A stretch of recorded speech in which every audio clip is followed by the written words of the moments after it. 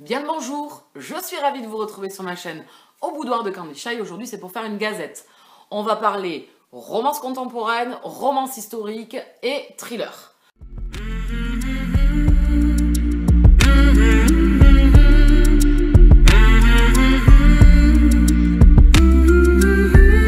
On commence tout de suite avec Will You Play de Alicia Garnier. Un new adulte, on retrouve ici Dawn et Garrett qui se connaissent depuis l'enfance. C'est les meilleurs amis du monde, ils ont passé leur vie entière ensemble. Aujourd'hui, ils ont 26, 25 et 26 ans. Ils sont à un tournant de leur vie puisque Dawn va rencontrer quelqu'un et Garrett va essayer de faire pareil. Donc, je vais m'arrêter là au niveau de un petit peu vous raconter l'histoire et je vais vous dire ce que moi j'en ai pensé de ce récit-là. Alicia a su en fait tirailler le lecteur. En fait, nous en tant que lecteurs, on va suivre Dawn et Garrett. Et on va être tiraillé dans leur relation. Alors plus on avance dans le roman, plus on apprend un petit peu à connaître leur relation, à savoir comment ils jouent et ils interagissent l'un envers l'autre. Et donc du coup, nous en tant que lecteurs, on voit certaines choses au fil du temps que eux, je pense, voient quand même, mais n'acceptent pas. Et donc du coup, on s'énerve, on râle, on est frustré, on rigole. Et en même temps, on se dit, mais en fin de compte, tout pourrait être très très simple en fait. C'est-à-dire que d'une petite aiguille, ils en ont fait une grosse pelote de laine, quoi. Donc du coup, c'est ça qui nous énerve aussi dans le roman, mais c'est ce qui fait aussi l'intérêt du lecteur, qui veut aller au bout et qui veut savoir, en fin de compte, le fin mot de l'histoire. Et puis on se dit aussi, bah, on a un peu découvert comment ça va se passer.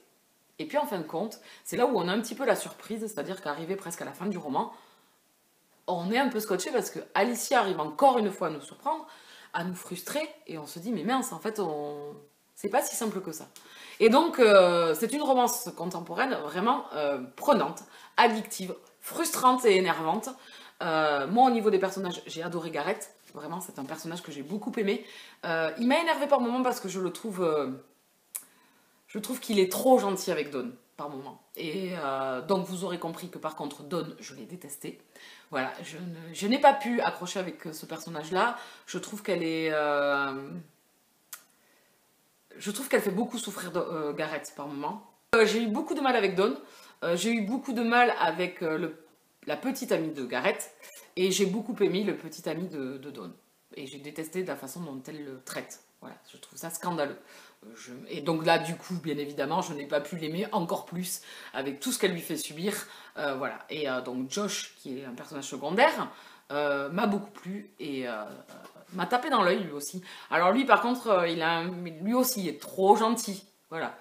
Donc Garrett a du caractère, mais par moments, il se laisse écraser par Dawn et en fait, il ferait tout pour elle.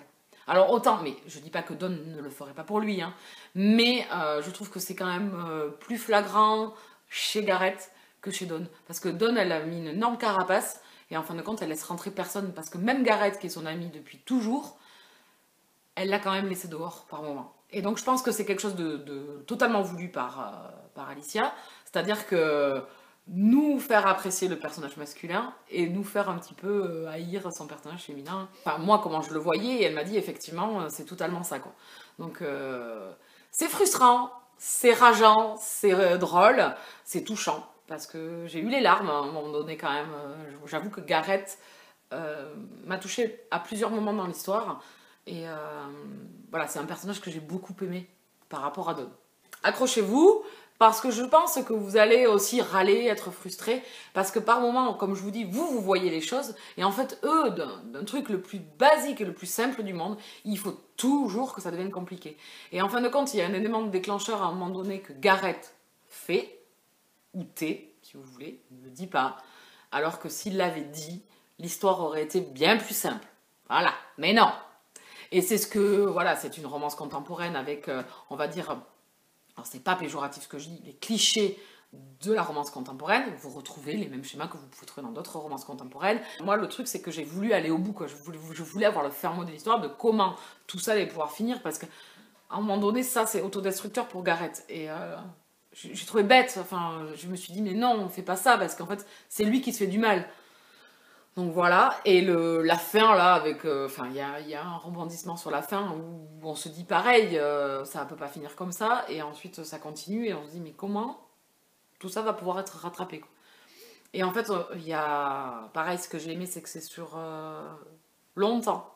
On passe du temps avec les personnages et les années passées. En fait on se dit mais punaise les gars quoi, vous êtes en train de passer à côté de plein de choses, alors vivez vos vies. Et vous perdez du temps là. Alors heureusement ils sont jeunes, ils ont 25 ans donc ils ont toute la vie devant eux. Mais le fait d'avoir perdu toutes ces années alors que, je sais pas, en plus en ayant fait des flashbacks on voit des choses sur les années antérieures ou pareil, ça aurait pu être réglé en 3 minutes. Mais c'est l'histoire et j'ai beaucoup aimé, j'ai été agréablement surprise par la plume d'Alicia qui est simple et efficace, qui distille les sentiments et qui est mordante par moments, dans sa douceur aussi. Je pense que dans ce roman-là, elle a distillé quelques petites touches de son caractère, et donc du coup, pour moi, c'était hyper touchant. Et ce qui m'a refoutu les larmes une fois que j'ai fini, c'est les remerciements. Et donc les remerciements, il y a des fois je vais les lire, des fois je vais pas les lire, et là je les ai lus, et du coup ça m'a vachement touchée. Voilà, donc pour moi c'est une réussite, bien évidemment, hein, j'ai beaucoup aimé. Le fait d'être frustrée, en colère par moment, je me suis dit putain, mais je vais... Pardon, punaise, je vais les claquer autant l'un que l'autre. Mais surtout j'allais claquer Dawn. Hein, si j'étais à choisir, j'aurais gardé Gareth et j'aurais claqué Dawn. Pour moi c'est une réussite, je lui mets un 17 sur 20. Le deuxième roman dont j'ai besoin de vous parler, c'est aux premières ombres du crépuscule. On refait. Aux premières ombres du crépuscule, le tome 1 de Noir et d'Or de Marjorie Burbeau. Ici, j'ai lu Marjorie en urban fantasy, j'ai lu sa trilogie La Dernière Nymphe. J'ai également eu la chance de découvrir le spin-off de La Dernière Nymphe qui doit sortir, je le place, fin mai. C'est le spin-off, ça s'appelle L'Ombre Inhumaine. Voilà, avec une couverture de malade, de fifou. Elle est sublime. Et je pense que vous allez totalement vous régaler, autant qu'avec la trilogie, si c'est voire plus, parce que j'ai totalement adhéré, j'ai adoré. Enfin, c'est un peu historique aussi par moments, il y a des flashbacks du passé. Enfin, donc voilà, j'ai placé ça, j'ai lu ces 4 romans qu'elle a déjà écrits en urban fantasy. Et donc du coup, là, elle changeait de registre, c'est une romance historique. On se retrouve à Venise avec une jeune femme, Katrina, notre héroïne, qui rencontre un jour Raphaël. Et en fait, dans la ville de Venise, il se passe des meurtres de prostituées. Donc Katrina décide d'enquêter avec l'aide de Raphaël. Et bien évidemment, entre les deux personnages, il va commencer un jeu de chat et de souris. Il y a les convenances de l'époque, puisqu'on est dans un roman historique. Donc du coup, on va jouer avec les personnages sur leurs relations et sur la difficulté de leurs relations, puisque Katrina a un sacré caractère et ne veut pas dévoiler ses émotions et ses sentiments. Donc du coup, c'est quand même percutant par moments. Il y a des affrontements entre elle et Raphaël, et en même temps, on suit cette enquête. Voilà, donc ça, c'est toute l'histoire. Ce que moi, j'ai adoré, c'est Venise. C'est l'époque, c'est le fait qu'il y ait une intrigue, qui quand même, je tiens à le signaler, et quand même, moi je trouve, en second plan de l'histoire, c'est surtout axé sur la romance des deux personnages. Donc du coup, c'est quand même assez difficile entre eux. Il se passe plein d'événements dans leur relation. Ça va de mal en pis, puis après ça va mieux, puis après ça va pas. Donc voilà, donc du coup, le lecteur est lui entraîné dans les frasques et les problèmes qu'ils ont dans leur relation. Donc du coup, Katrina est un personnage qui a beaucoup de caractère. Raphaël, n'en parlons pas. Quelqu'un d'assez froid, sûr de lui, arrogant. Donc, et le fait, donc du coup, d'avoir cette enquête dans le deuxième plan, on va dire, de l'histoire, moi j'ai beaucoup aimé. J'ai retrouvé la plume de l'auteur que j'aime beaucoup, c'est bien travaillé, c'est bien écrit. Ça a même mérité d'être un peu plus détaillé sur justement cette caste d'assassins, qui les emploie et tout ça, mais je pense que c'est fait exprès, parce qu'il y a une suite, bien évidemment, et on va retrouver un petit peu ce caste d'assassins et tout ça, donc du coup je pense que l'auteur va développer tout ça par la suite, donc j'ai beaucoup aimé. Et puis cette jeune femme, donc, elle essaye de fuir cet univers-là, mais cet univers-là la rattrape, lui colle à la peau, donc du coup elle essaye de se dépatouiller de tout ça, et j'ai beaucoup aimé. J'ai passé un excellent moment avec ce roman, donc j'ai hâte de lire la suite, maintenant bien évidemment, hein, vous aurez bien compris. Donc c'est vraiment super sympa, hein. C'est une romance historique avec une petite intrigue, je vous dis, donc un peu polar historique si je dois le placer, voilà. Mais je vous dis quand même, la romance est quand même, moi je trouve, l'élément prédominant de l'histoire, et l'intrigue est en second plan, puisque on va dire que l'intrigue se ficelle assez rapidement. Voilà, moi ça m'a pas dérangé, puisque bon, l'histoire d'amour était vraiment très intéressante, donc du coup, ça m'a pas dérangé. J'ai trouvé ça peut-être un peu précipité et simple, mais sinon, sorti de là, c'était une bonne lecture. J'ai passé un bon moment avec ce roman-là et je lirai la suite. Je lui mets un 16 sur 20. Ensuite, le dernier dont je vais vous parler, c'est Le colis de Sébastien Fitzek aux éditions L'Archipel. Ici, on est dans un thriller. J'avais lu Thérapie il y a quelques années, on va dire maintenant, hein, de cet auteur. C'était son premier roman, Thérapie. J'avais beaucoup aimé parce que j'avais pas du tout vu où l'auteur voulait m'amener. Et donc ici, on retrouve un petit peu le même principe, puisque le personnage principal est un psychiatre, enfin une psychiatre, parce que là c'est une femme. Et du coup, on est lancé, en fait, l'héroïne principale va à un meeting, à une conférence de psychiatre, et il lui arrive un événement. Voilà, elle se fait agresser.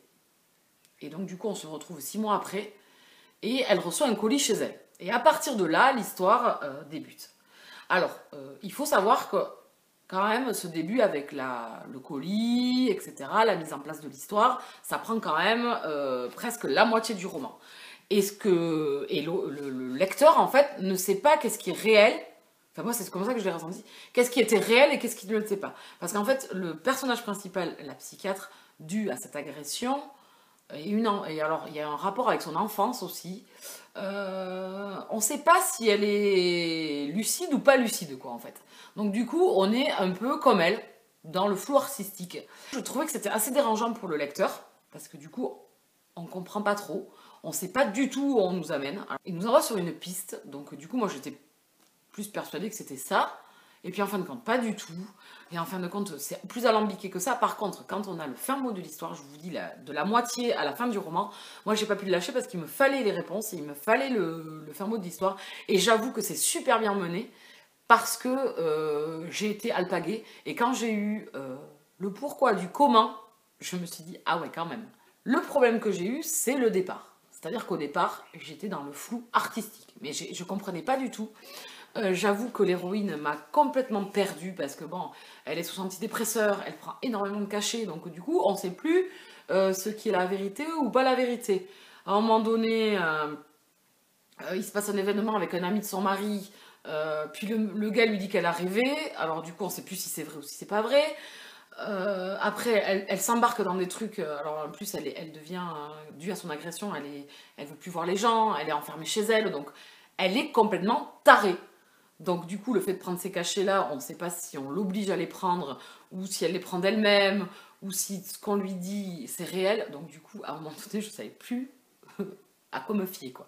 Donc du coup, vraiment, le début de l'histoire, il faut s'accrocher parce que on comprend pas trop Emma, on ne sait pas trop qu'est-ce qu'elle va nous raconter et où ça va mener. Et en fait, c'est un peu ce que j'ai retrouvé dans ce qu'il avait fait dans Thérapie, c'est-à-dire que l'auteur nous emmène sur quelque chose, puis on se dit, ben, on doit avoir trouvé les trucs. Et puis pas du tout, en fin de compte. Et le fin mot de l'histoire bascule tout, quoi, en fait. Et là, le problème que j'ai eu, moi, c'est vraiment de m'y retrouver dans le début de l'histoire, de vraiment comprendre un petit peu où l'auteur me mène. Alors, par contre, le truc positif, c'est que ça se lit super facilement. Les chapitres sont très courts. Donc du coup, on a quand même de l'entrain et puis on veut savoir quoi, on veut savoir, mais est-ce que l'héroïne a totalement rêvé tout ce qui lui arrive, tout ce qui lui est arrivé? Est-ce que c'est vrai, pas vrai? Donc du coup, le lecteur est poussé en fait à lire. Mais le problème, c'est qu'au départ, c'est totalement fou et on ne sait pas où on va et on ne sait pas pourquoi et on ne sait pas comment et on ne sait pas qui est le... On ne sait pas ce qui s'est réellement passé ou pas passé. Et la façon dont il essaye de dépatouiller tout ça et de savoir si notre héroïne ment ou pas, c'est super bien amené. Vraiment, j'ai adoré. L'auteur, voilà, maîtrise après là-dessus super bien. Du coup, c'est un peu dommage pour le début pour moi. Je sais pas si ça l'a fait aux autres. Alors, si quelqu'un l'a lu, n'hésitez pas à venir en parler en commentaire ou même sur Facebook en MP. En fait, au final, c'est un bon roman parce que toute la deuxième partie rattrape tout ça. L'auteur a su, comme d'habitude, distiller les informations, mais par petite dose, et après ça s'accélère, et donc du coup après le lecteur est pris là-dedans, comme l'héroïne, et donc du coup on est obligé d'avancer pour savoir ce qui va se passer. Donc au final c'est une bonne lecture, mais avec un départ un peu chaotique. Donc voilà, je lui mets quand même un 15 sur 20. On a fait le tour des 3 lectures dont j'avais besoin de vous parler, hein. Ça y est, vous avez vu. J'espère peut-être vous avoir donné envie de découvrir ces romans. Je vous souhaite à tous et à toutes de très très bonnes lectures et je vous dis à bientôt. Bisous câlins.